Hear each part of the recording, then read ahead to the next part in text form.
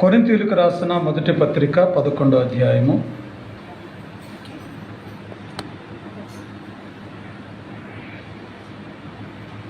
27వ వచనము 28వ వచనం మనం చదువుదాం. కాబట్టి ఎవడు అయోగ్యముగా ప్రభువు యొక్క రొట్టెను తినునో లేక ఆయన పాత్రలోనిది త్రాగునో వాడు ప్రభువు యొక్క శరీరమును గూర్చి రక్తమును గూర్చి అపరాధి అగును. కాబట్టి ప్రతి మనుష్యుడు తన్ను తాను పరీక్షించుకొనవలెను. అలాగు చేసి ఆ రొట్టెను తిని ఆ పాత్రలోనిది త్రాగవలెను. కొరింథీ సంఘానికి పౌలు రాస్తూ, ఎవరైతే బల్ల ఆరాధనలో పాలు పొందుతున్నారో, ప్రభు యొక్క శరీరంలోను రక్తంలోనూ పాలు పుచ్చుకుంటున్నారో వారు తన్ను తాను పరీక్షించుకొనవలెను. స్వపరీక్ష, సెల్ఫ్ ఎగ్జామ్ అంటారు. ఎవరైతే తన్ను తాను పరీక్షించుకుంటారో అలాంటి వాళ్లకు ఏ విధమైన శిక్ష లేదు, ఏ విధమైన తీర్పు లేదు, ఏ విధమైన బలహీనతలు లేవు. ఎవరైతే నిర్లక్ష్యంగా ఈ శరీరంలో కానీ రక్తంలో కానీ పాలు పొందుతారో సరి చేసుకోకుండా, అటువంటి వారు అపరాధులుగా తీర్చబడతారు. అందుకే ప్రభు ఏమంటున్నాడంటే, ప్రతి మనుష్యుడు తన్ను తాను పరీక్షించుకోవాలి. చాలామంది ఏమంటారంటే, నేనేం చేశాను, ఎవరిని తిట్టలేదు, బూతులు మాట్లాడలేదు, సినిమా పాటలు పాడలేదు, లేకపోతే వేరే స్థలాలకు నేను వెళ్ళలేదు, అంతా బాగున్నాను కదా, హ్యాపీగా ఉంది కదా అనుకుంటాం. కానీ మనం ఈ లోకములో ఉన్నప్పుడు లోకములో ఉన్న మురికి కొంత మనకు అంటుతూ ఉంది. ఈ మలినము అంటినప్పుడు మనకు తెలియదు, కానీ అది దుర్వాసన వచ్చినప్పుడు మనకు అర్థమవుతుంది. అయ్యో నీ ఒంటి మీద మరకుంది చూసుకోనంటే అప్పుడు నా ఒంటి మీద ఉందా, నా షర్టు మీద ఉందా అని మనకు తెలియదు. అది మనకు అంటినట్టు మనం ఎక్కడో ఆనుకుంటాం, గోడకో లేకపోతే ఎక్కడో సట ఏదో సంథింగ్ జరిగింది. మనం చెప్పగలమా, నేను ఎక్కడ అంటుకోలేదు, లేకపోతే నేను ఎక్కడ చేయి పెట్టలేదు, నేను ఎక్కడికి వెళ్ళలేదు అని మనం చెప్పలేం. ఎందుకంటే మన ముందు ఈ లోకంలో. కాబట్టి ఈ లోక మాలిన్యము కొంత మనకు అంటుతూనే ఉంది. కాబట్టి ఏం చేయాలి? ఒకసారి ప్రభువైన యేసుక్రీస్తును అంగీకరించాం, పాపినని ఒప్పుకున్నాం, రక్షించబడ్డాం, నీటి బాప్తిసం పొందాం, ప్రతి దినము బల్లలో పాలు పొందుతూనే ఉన్నాం. మరలా ఇప్పుడెందుకు మరలా ఈ స్వపరీక్ష అని అంటే అవసరమైంది. స్నానము చేసినటువంటి వాడు పాదాలు కడుక్కుంటే సరిపోతుంది అన్నాడు ప్రభు. స్నానం చేసిన వాడు పాదాలు కడుక్కుంటే చాలంట.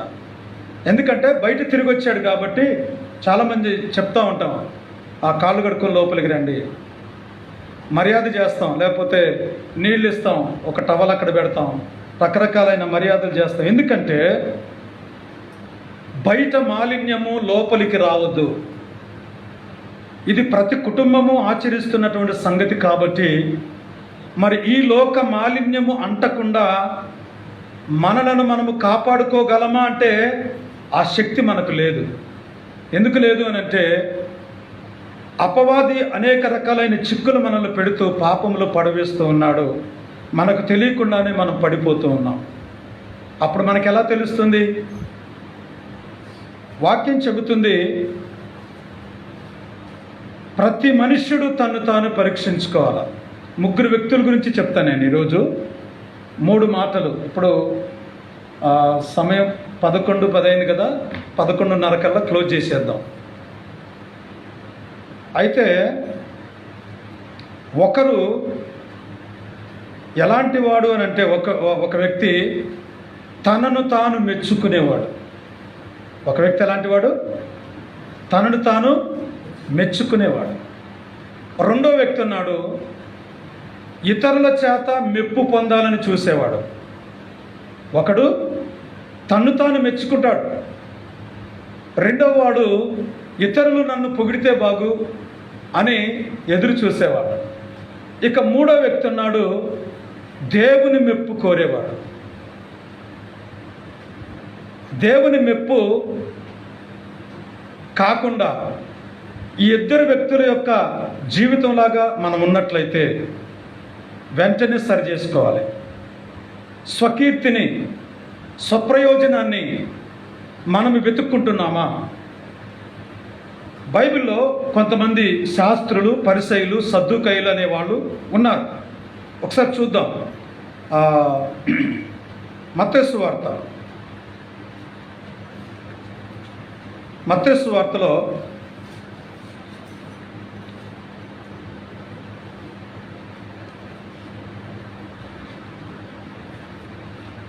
వీళ్ళు ఎలాంటి వారు అని అంటే, మరి తమ్మును తాము గొప్పగా చెప్పుకొని మరి తమ్మును తామే నీతిమంతులని అనుకునేటటువంటి జాబితా. ఈ మత్తయి సువార్తలో 23వ అధ్యాయం, మత్తయి సువార్త 23వ అధ్యాయం. కొత్త నిబంధన మనకు చాలా ఈజీ కదా. 23వ అధ్యాయంలో చాలా సందర్భాల్లో ప్రభు ఏం చెప్తాడంటే, వేషధారులారా అని చెబుతూ ఉంటాడు. వీళ్ళు ఎలాంటి వారు అని అంటే 13, 14 వచనాలు చూద్దాం. వేషధారులైన శాస్త్రులారా, పరిసయ్యులారా, మనుష్యుల ఎదుట పరలోక రాజ్యమును మూయుదురు. వీళ్ళదా అండి పరలోక రాజ్యం? గేట్ కాడ ఉన్నారా వీళ్ళు? వీళ్ళంట పరలోక రాజ్యమును మనుషుల ఎదుట మోస్తారంట. మీరు వస్తారా పరలోకానికి? అసలు నీకు అర్హత ఉందా? నువ్వెలాంటి చండాలుడివి, నువ్వెలాంటి దిక్కుమాలిన వాడివి, నువ్వెలాంటి పాపివి, మరి నేను ఎలాంటి వాడినంటే నీ చాలా నీతిమంతుణ్ణి. ఇది కేవలం మా వారికి మాత్రమే పరలోకం. మీరు ఎంత మాత్రం పరలోక రాజ్యానికి రావడానికి అర్హత లేదని చెప్పి వీళ్ళు మనుషుల దగ్గర పరలోక రాజ్యాన్ని మూసేస్తారంట. దేవుడు అదే చెప్పాడా? మీరు సర్వలోకానికి వెళ్ళి సర్వ సృష్టికి సువార్తను ప్రకటించండి, నమ్మిన వారిని శిష్యులుగా తయారు చేయండి, నేను ఏ సంగతులు అయితే మీకు బోధించానో అవన్నీ వాళ్ళకి చెప్పండి అని ప్రభువు చెప్తే, వీళ్ళు అంటున్నారు మనుషుల దగ్గర పరలోక రాజ్యాన్ని మూసేస్తారంట. ఎలాంటి వాళ్ళు ఉన్నారు లోకంలో లేరా? తమంతట తామే నీతిమంతులమని చెప్పుకునేటటువంటి బ్యాచ్ అన్నమాట ఇది. 6వ అధ్యాయము, కొరింథీయులకు రాసిన మొదటి పత్రిక 6వ అధ్యాయము. ప్రభు చెబుతున్నాడు 20వ వచనం,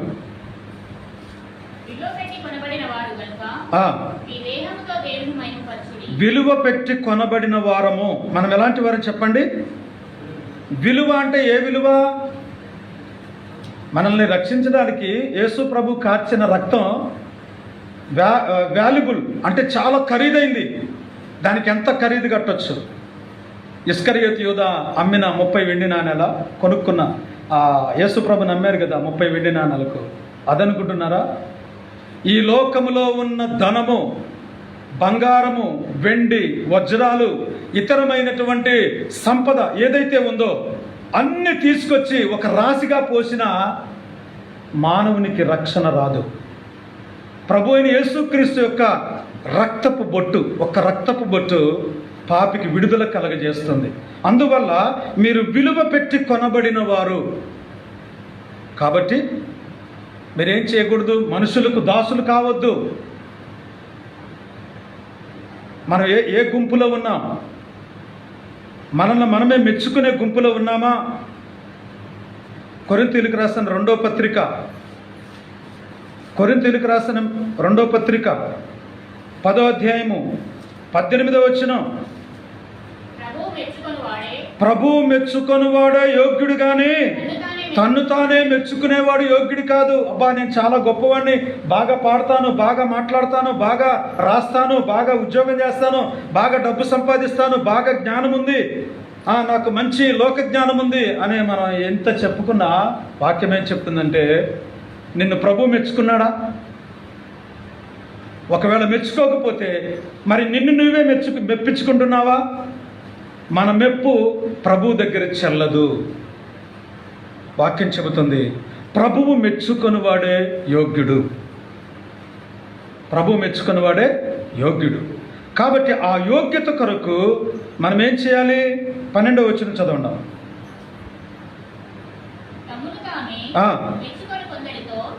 తమ్మును తామే మెచ్చుకొని కొందరితో జతపరుచుకొనుటకైనను వారితో సరిచూచుకొనుటకైనను మేము తెగింపజాలము. అయ్యా మేము మాత్రం బాబు మీతో మేము పోల్చుకోలేము నాయన, నువ్వు చాలా గొప్పవాడివి.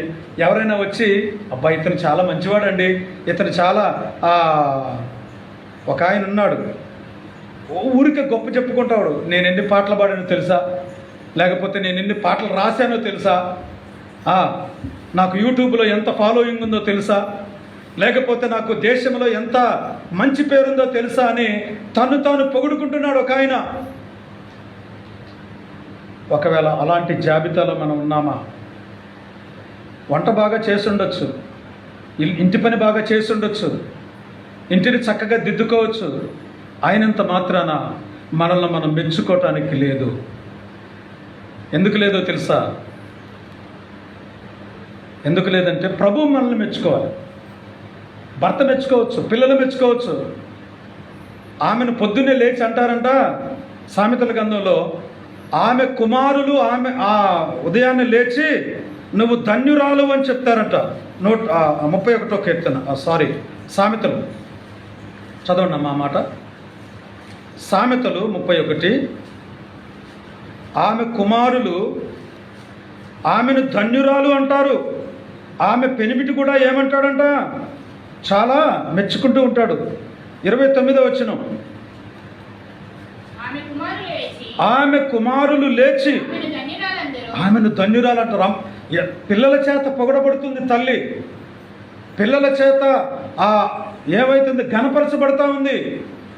మనం కూడా మన తండ్రి అయిన దేవుణ్ణి మనం ఘనపరచాలి. మన పిల్లలను చూసి మనం అమ్మ నువ్వు చాలా మంచిదానివి, నాన్న నువ్వు చాలా మంచివాడు అని పిల్లలు మనల్ని అన్నప్పుడు మనం చాలా ఆనందపడతాం కదా. అయితే ఆమె కుమారులు లేచి ఆమెను ధన్యురాలు అంటారు. తర్వాత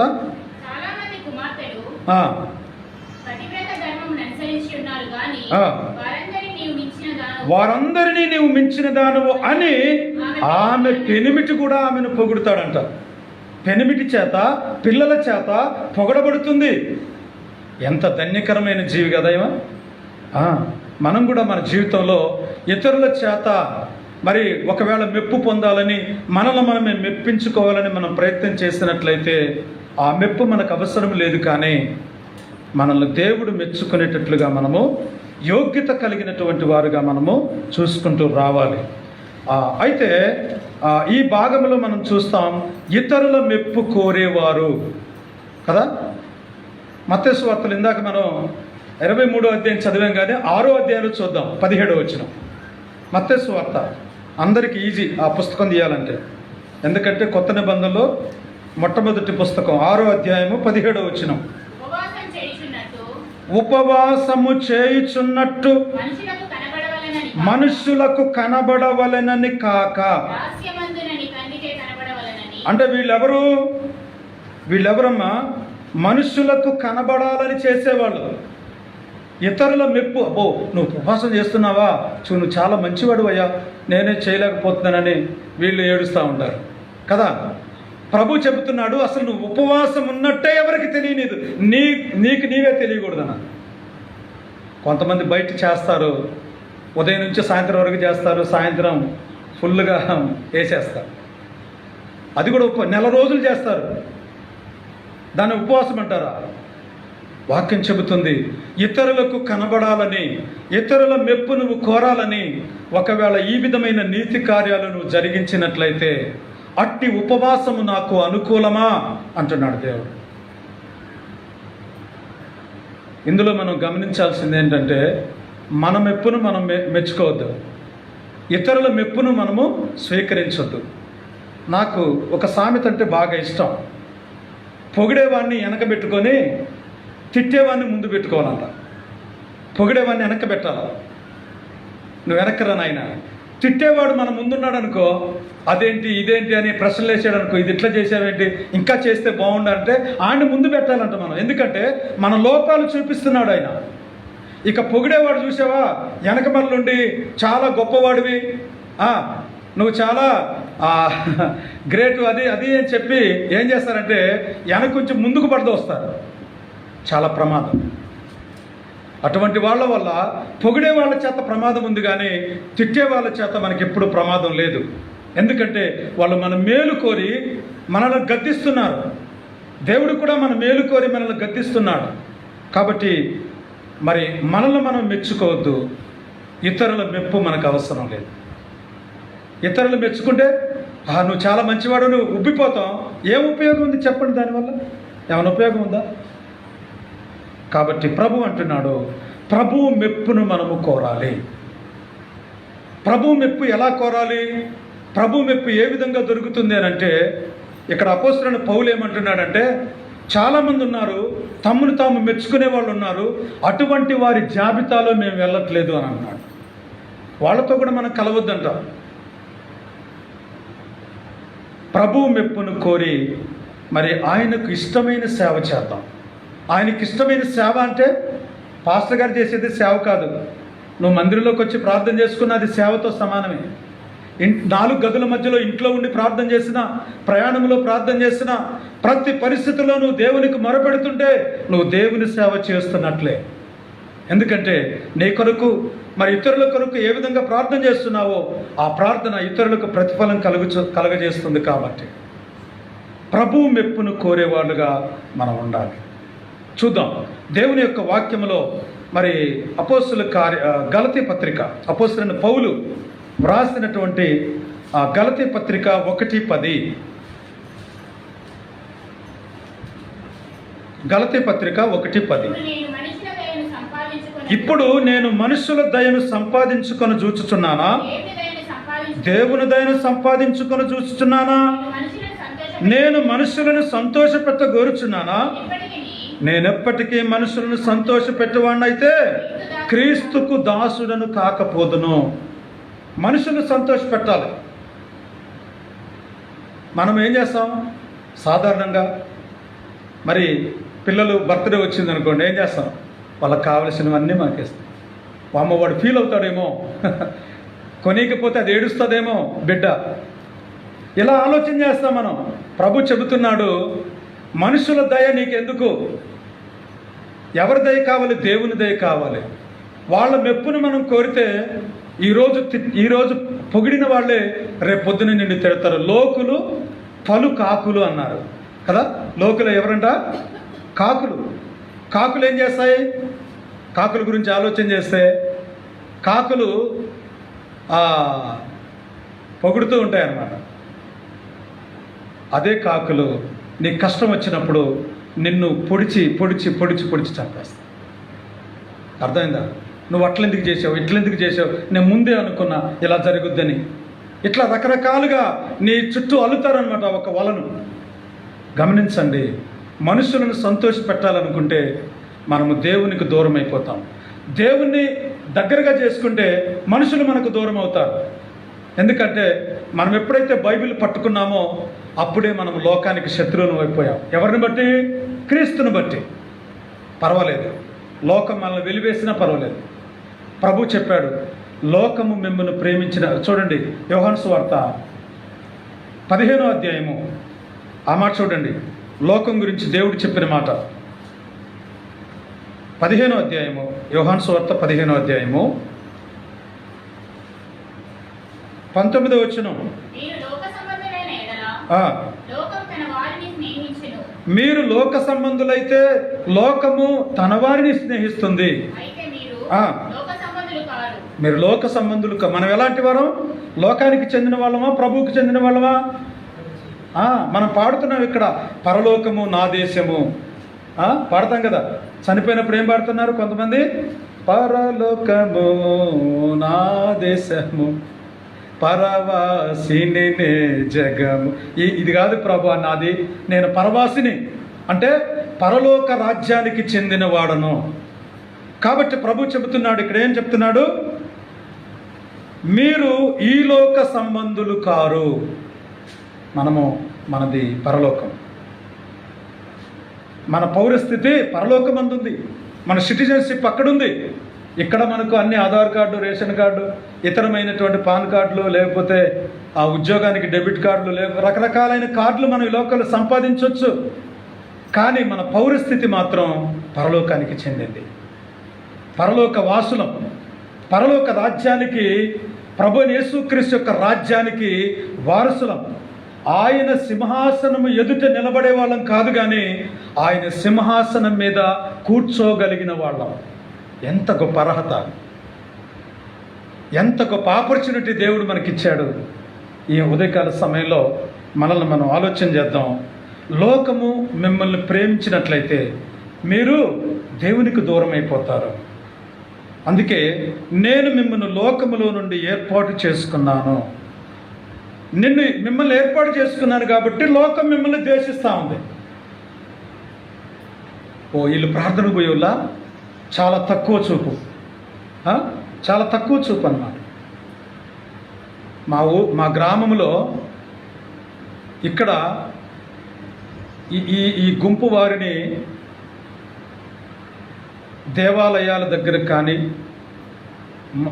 ఇంకా ఎక్కడికి కూడా రానిచ్చేవాళ్ళు కాదు.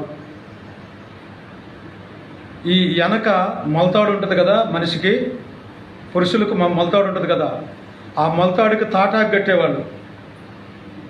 తాటాకు కట్టి నోట్లో నుంచి మనం మాట్లాడినప్పుడు వస్తుంటుంది, శబ్దం వస్తుందా, ఆ శబ్దం రాకుండా మూతికి ముంత కట్టేవాళ్ళు. ముంత ఉంటుంది కదా, ఏది మట్టితో తయారు చేయబడిన ఆ ముంత. ఇక్కడేమో ఇది కట్టేవాళ్ళు, మాట్లాడకూడదు వాళ్ళ ముందు. చాలా ద్వేషించేవాళ్ళు. నడిచిన అడుగులు పడకుండా తాటాకు చెరుపుకుంటూ వస్తుంది అనమాట. మనం వెళ్ళిపోయిన తర్వాత మళ్ళీ పసుపు నీళ్ళు చల్లుకునేవాళ్ళు. చాలా ఘోరమైన పరిస్థితులు. ఇప్పుడు రాజ్యాంగం వచ్చిన తర్వాత, అంబేద్కర్ తీసుకొని వచ్చిన తర్వాత ఆ చట్టంలో ఉన్నటువంటి కొన్ని నియమ నిబంధనలు వాటన్నిటిని ఎత్తి చూపించడం వల్ల కొంత తగ్గారు. పూర్తిగా ఈ జాడ్యం వదలలేదు, కానీ కొంత తగ్గింది. ఇంకా కొద్దిగా ఉంది, అది కూడా పోవాలి. కాబట్టి ఇక్కడ ప్రభు చెబుతున్నాడు, మీరు లోక సంబంధులైన ఎడల లోకము తన వారిని స్నేహించును, అయితే మీరు లోక సంబంధులు కారు.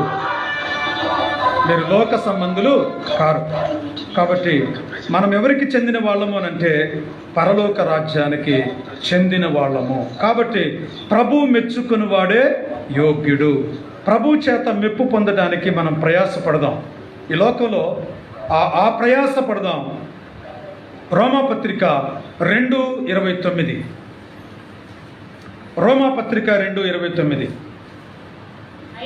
అయితే అంతరంగమందు యూదుడైన వాడే యూదుడు, మరియు సున్నతి హృదయ సంబంధమైనదై ఆత్మయందు జరుగునదే గాని అక్షరము వల్ల జరుగునది కాదు. అట్టివానికి మెప్పు మనుషుల వల్ల కలుగుదు, కానీ దేవుని వల్లే కలుగుతుంది. అర్థమవుతుందా? ఆత్మ, అక్షరం. అక్షరం ఏం చేస్తుందంట? అక్షరము చంపును, ఆత్మ జీవింపచేయును. అక్షరం చంపుద్ది. ఈ శాసనాలు ఏం చేస్తాయి తెలుసా? నువ్వు తప్పు చేసావుగా, శిక్షార్హుడు అంటది. కానీ ప్రభు అయిన యేసుక్రీస్తు యొక్క ప్రేమ మనల్ని కనికరించేది, విడిచిపెట్టేది. ఇక్కడ ఏం చెప్తున్నాడంటే, అట్టివానికి మెప్పు మనుషుల వల్ల కలగదు, కానీ దేవుని వల్లే కలుగుతుంది. దేవుని మెప్పును కోరేవాళ్ళు చాలా విలువైన వారు. మనము మన సొంత మెప్పును మనం కోరద్దు. రెండవది, ఇతరుల మెప్పు మనకు అవసరం లేదు. మూడవది మనకు అవసరం, మూడో వ్యక్తిలాగా మనం ఉందాం. ఇంకొక మాట చదువుదాం. 1 కొరింథీ 4:5 ఆ చదువుకొని మనం ప్రార్థన చేసుకున్నాం. 1 కొరింథీ 4:5. కాబట్టి సమయము రాకమునుపు అనగా ప్రభువు వచ్చు వరకు దేనిని గూర్చి తీర్పు తీర్చకుడి. ఆయన అంధకారమందు రహస్యములను వెలుగులోనికి తెచ్చి హృదయంలోని ఆలోచనలు బయలుపరచినప్పుడు ప్రతివానికి తగిన మెప్పు దేవుని వల్ల కలుగుతుంది. కాబట్టి ఈ లోకంలో మనం ఏం చేస్తూ ఉంటామంటే, నువ్వు మంచోడు కాదు, నువ్వు మంచిదానివి కాదు అని చెప్పి తీర్పు తీర్చేస్తూ ఉంటాం. వేస్ట్ అంటాం, అతను వేస్ట్, ఇతను వేస్ట్, అన్ని మనకేదో బాగా మనం నీతిమంతులు అయినట్టు ఇతరులందరూ తోలనాడుతూ ఉంటాం.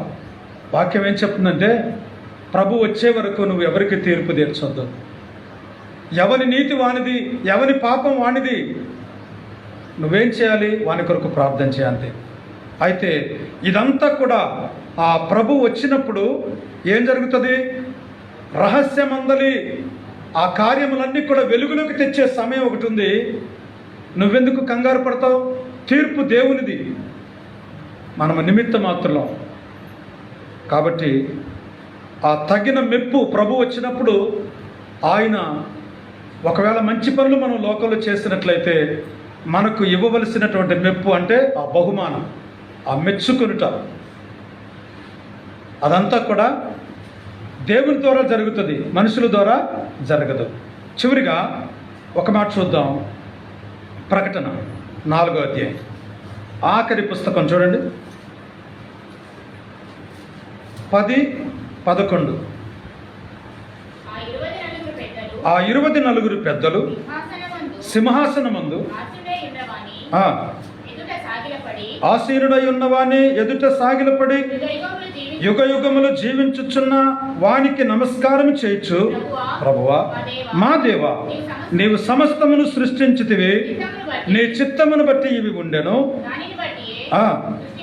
సృష్టింపబడిన గనుక నీవే మహిమ ఘనత ప్రభావములు పొందనరుగుడు అని చెప్పుచు తమ కిరీటములను ఆ సింహాసనము ఎదుట వేసిరి. 24 పెద్దలు అంటారు కదా, 4 జీవులు, 24 పెద్దలు. 24 పెద్దలు అంటే ఎవరు తెలుసా మనకు? 24 పెద్దలు అంటే ఎవరంటే 12 మంది యేసు ప్రభు శిష్యులు, 12 మంది గోత్రకర్తలు. ఇశ్రాయేలులో 12 గోత్రాలు అన్నమాట. వీళ్ళే 24 పెద్దలు. వీళ్ళంట ప్రభు వారిని మెచ్చుకున్నాడంట పరలోకంలో. ముందు జరిగిన సంగతి ఇక్కడ రాసి పెట్టాడు. అందరికీ కిరీటాలు పెట్టాడంట ప్రభు. కిరీటాలు పెట్టిన తర్వాత వాళ్ళు ఏం చేశారు? ఏంటి ప్రభువా, మా 24 మందికి ఇక్కడ కిరీటాలు పెట్టారు మీరు, అసలు మా వల్ల ఏం జరిగిందని మాకు కిరీటాలు పెట్టారు? నువ్వు భూలోకానికి వచ్చి మా కొరకు ప్రాణం అర్పించదబట్టే కదా మాకు విజయాన్ని కలిగింది. మేము సువార్త చేసాము, ఇక్కడికెళ్ళి మా ప్రాణాలు అర్పించామంటే ఇదంతా ఎవరి కోసం? మీకోసమే కదా ప్రభు అని చెప్పి వాళ్ళ తల మీద ఉన్న కిరీటం తీసుకొచ్చి ఆ ధవళ సింహాసనం ఎదుట, ఆ దేవాది దేవుని ఎదుట అక్కడ పడవేసి, మహిమ ఘనత ప్రభావములు యుగయుగాలు పొందటానికి అర్హుడవు నువ్వు, త్యాగము చేసి నువ్వు, కిరీటం పెట్టింది మాక అని అన్నాడు. అర్థమైందా? త్యాగం చేసేది ఎవరు? యేసు ప్రభు. కిరీటం ఎవరికి వచ్చింది? భక్తులకు వచ్చింది. ఎంత గొప్ప దేవుడు మన ప్రభు. ఈ కిరీటాలన్నీ తీసుకెళ్ళి అక్కడ పడేశారంట. ప్రభు, అవి మాకు అవసరం లేదు, ఏది రావాలన్నా అది నీకే చెందాలి, మాకెందుకు నాయన, మాకు పరలోకం ఇచ్చావు, అది చాలదా? నీ పక్కన ఆ సింహాసనం 12 సింహాసనాల మీద కూర్చొని ఇశ్రాయేలులో 12 గోత్రాలకు తీర్పు తీర్చే అర్హత మాకు ఇచ్చావు, ఇంకేం కావాలి మాకు? మాకు ఈ కిరీటాలు అవసరమా? మాకు ఈ ఘనత అవసరమా అని చెప్పి ఆ కిరీటాలన్నీ తీసి అక్కడ పడేశాడు. మనమైతే ఏం చేస్తాం? ఏంటి ప్రభా, నాకు ఎలాంటి కిరీటం ఇచ్చావు, ఇంకా తీసుకురా కదా, ఒకటే పెట్టావేంటి?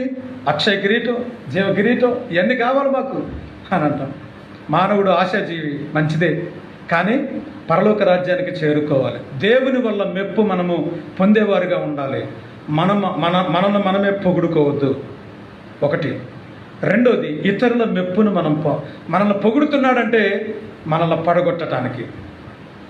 అది మంచికైతే పర్వాలేదు కదా. అయితే వాక్యం చెబుతుంది, ప్రభు మెప్పు పొందినవాడు యోగ్యుడు. మరి మనం ప్రభు మెప్పు పొందిన వాళ్ళమైతే తప్పకుండా ప్రభు సన్నిధిలో బల్ల దగ్గర ప్రభు పాదపీఠం ఎదుట ఆయన రక్తమాంసాలు పాలు పంచుకునే ముందు మనల్ని మనం సెల్ఫ్ ఎగ్జామ్, స్వపరీక్ష చేసుకొని పరీక్షించుకొని మనలో ఉన్న పొరపాట్లు, ఏ సందర్భంలోనైనా నన్ను నేను గొప్పగా అనుకున్నానా, నేను గొప్పవాడిని గొప్పదాన్ని అని మనం ఎప్పుడైనా మనల్ని మనం పోల్చుకున్నామా, ఒకసారి ఆలోచన చేసుకొని మనము ప్రభు దగ్గర క్షమాపణ వేడుకొని ప్రభు బల్లలో యోగ్యంగా పాలు పొందుదాం. మోకరించండి.